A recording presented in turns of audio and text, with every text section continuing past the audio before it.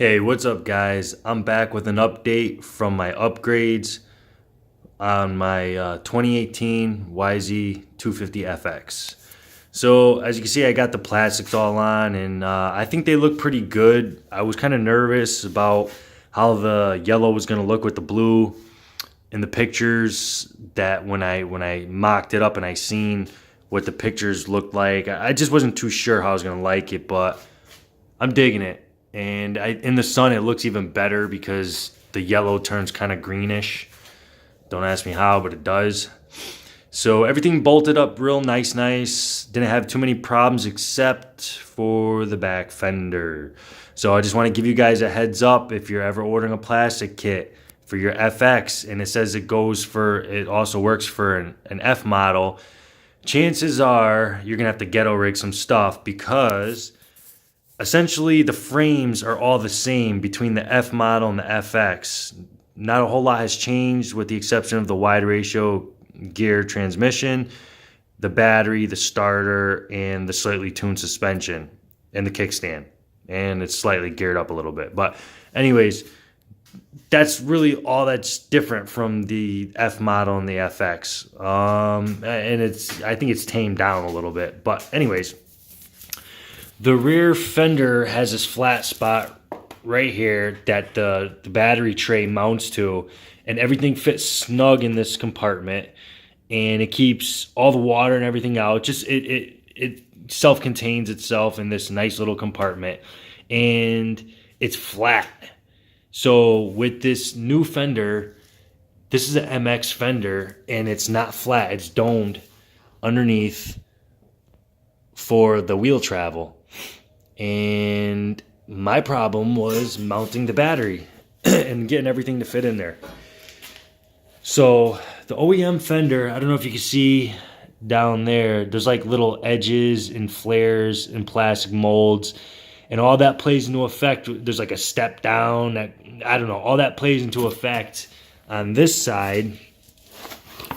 As you can see here, there's gaps, and with the other fender, these gaps would not be here. The fender would be overlapping this, and everything would be snug where it should be. The battery would be mounted where it should be.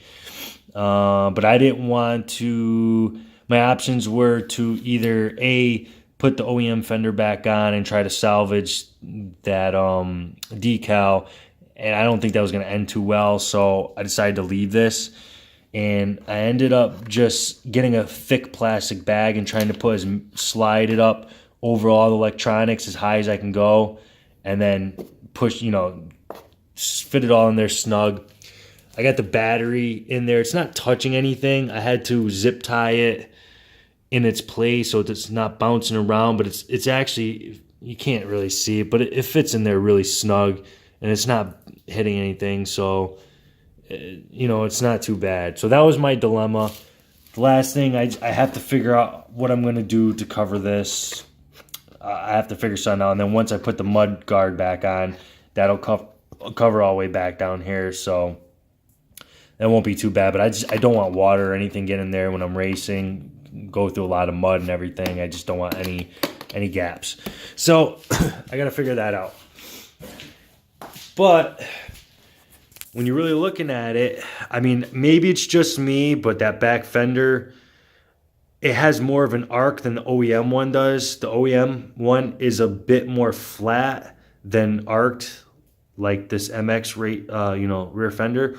I mean, maybe it's just me, but I definitely feel like there's way more clearance with the new fender, and it's just arced differently, which I kind of like. It gives it a more racier look.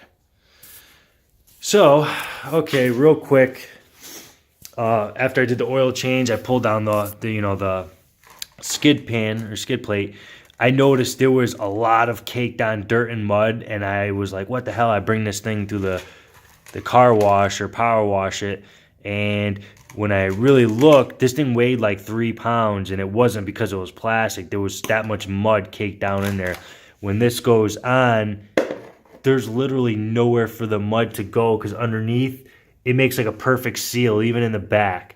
There's nowhere for the mud to go. So every once in a while, guys, obviously when you're changing your oil anyways, you're going to see it all. But I had to scoop it all out, and I threw it away. I just left whatever's in there because I'm not reusing this. I got this skid plate here. It's a bit thicker and it has a little bit more coverage, so I'm gonna go with that one. I had somebody ask me a question about the magnetic oil drain plug. I just want to let you know, I said I would let you know if it fits, and as you can see, it does fit. I got it in there, and it threaded in nice. So I got that drain plug on eBay from China. It was $6, and it was a good $6 spent. So I believe it says it's for a 2015 FX, or it says it fits different models, the F models and the FX models.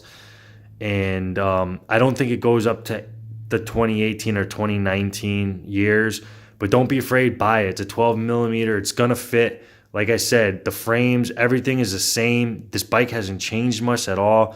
I think the big change is coming in 2020.